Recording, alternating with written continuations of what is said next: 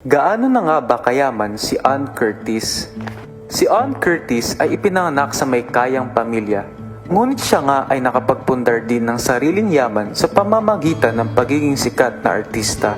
Ngunit ngayong taon, gaano na nga ba kayaman si Ann Curtis?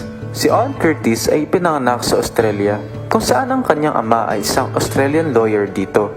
Noong taong 1997, si Ann Curtis ay lumuwas ng Pilipinas sa intensyon na mabisita ang kanyang mga Pilipinong kamag-anak. Ngunit sa hindi inaasahang pagkakataon, dito na pala siya madidiskubre ng isang talent scout kung saan dito na nga nagsimula ang pag-apak ni Ann Curtis sa mundo ng showbiz industry. Sa parehong taon, si Ann Curtis ay pumirma ng kontrata sa Viva Films at GMA Network na dalawa sa pinakamalaking kumpanya dito sa Pilipinas. Si Ann Curtis ay unang lumabas sa teleserye noon na Ikaw Sana, kung saan ito ay pinagbibidahan ng mga kilalang artista noon na sila Angelo De Leon at Bobby Andrews. Noong 2004, si Ann Curtis ay lumipat sa ABS-CBN kung saan siya ay nabigyan ng malalaking proyekto na naging daan upang siya ay mas tangkilikin ng mga tao. Noong taong 2009 naman, si Ann Curtis ay naging parte ng noontime show na Showtime, kung saan siya ay isa sa mga naging main host dito kasama ang kaibigang si Vice Ganda at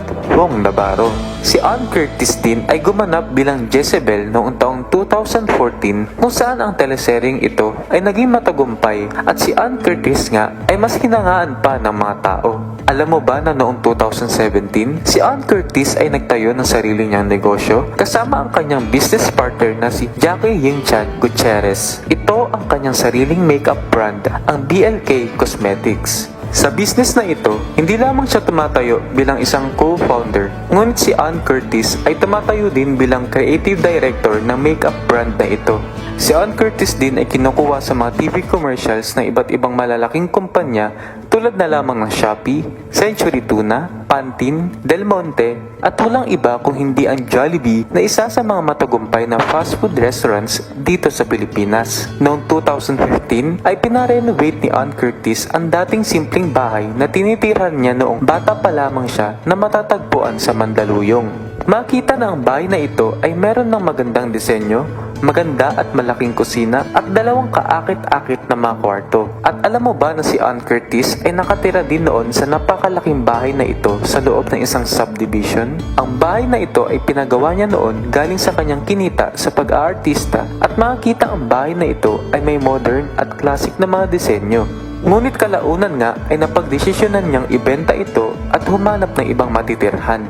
Si Ann Curtis ay nagmamay-ari din ng mamahaling kotse na ito. Ito ang Audi na nagkakahalaga na mahigit 3 milyon na matatanda ang kanyang in-endorse noong 2013. Noong 2021, si Ann Curtis at Angel Locsin ay nag-donate ng 1 million pesos na donasyon para sa Pasig upang makatulong noong nakaraang COVID-19 pandemic at sila nga ay agarang pinsalamatan ng mayor na si Vico Soto.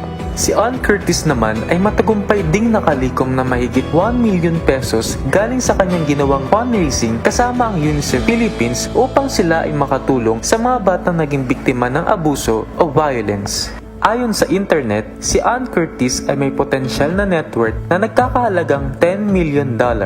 Tunay nga na si Ann Curtis ay hindi lamang mayaman sa mga material na bagay, ngunit siya din ay sagana sa kabutihan dahil sa pagtulong niya sa kapwa.